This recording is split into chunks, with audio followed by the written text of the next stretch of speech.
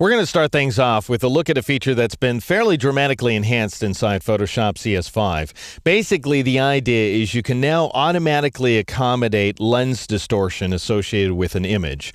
So every lens out there has some degree of distortion associated with it. That's just a fact of capturing an image. And it happens with the lenses inside of our eyes as well. It's just that our brain automatically accommodates that distortion. So as the light hits the lens, it ends up bending, basically. Then it lands on the CMOS or CCD chip. And what you may end up seeing is some degree of warping associated with what ought to be perfectly horizontal or vertical lines inside your image. Now, where this particular image is concerned, and it happens to come to us from Felix Misiaznikov of the Fotolia image library, about which you can learn more at fotolia.com/Deke. In this image, I'm seeing that we have a little bit of straightening issues. That is, the horizon is not quite exactly horizontal.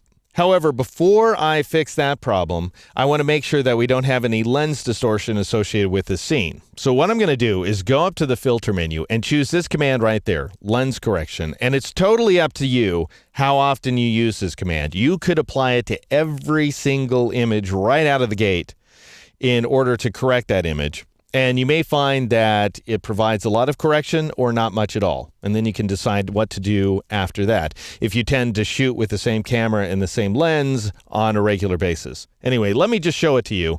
Then you can decide how to use it. Go ahead and choose the command. By the way, if you have big distortion problems associated with your image, you can switch over to custom and you can hand tool the image to whatever extent you like. But the great thing inside of CS5 is that the command will do the work for you. So what you need to do is, first of all, decide whether you're going to automatically scale the image. And the answer is yes. Just go ahead and leave that checkbox turned on. And what are you going to do with any edge details that might occur? In other words, if the image has to be pinched a little inward, then Photoshop's not going to know what to do with the right-hand edge and the left-hand edge of the image, as well as the top and bottom. There's going to be undocumented pixels essentially associated with those locations. And what I suggest you do is later just go ahead and crop them away. For now, just make those edges transparent. The more important options are down here. You need to specify your make of camera, which Photoshop should determine automatically. And notice down here in the lower left-hand corner of the screen, we see the camera make and model. And you may also see the lens documented, but in this case, the EXIF data does not include the lens information, so we don't know what lens was used. We know the focal length was 40 millimeters, but we don't know the exact make of lens. All right, so let's just go ahead and enter what we know into the search criteria here. We know that it was shot with a Canon camera. We know the model is an EOS 5D Mark II because that's what it says down there in the lower left corner, so I'll go ahead and select that. Otherwise, I'm just going to leave lens model set to all. You could try to figure out exactly what lens was used, but in this case, I recommend just sticking with the all setting.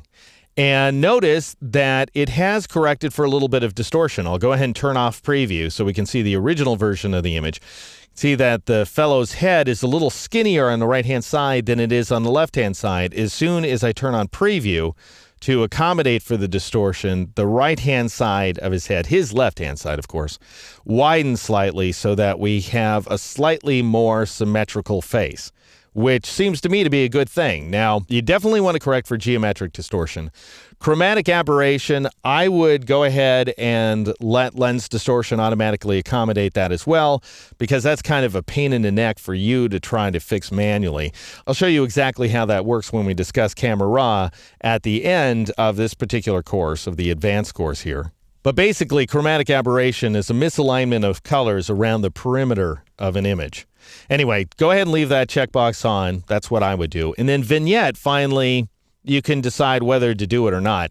Vignette would be some shading, presumably, around the outer edge of the image, and you would want to brighten that up. If that shading is caused by the lens itself, you would want to brighten that up automatically, and you can either turn this checkbox off to see if it's doing anything. In my case, it's really not, and then turn it on again.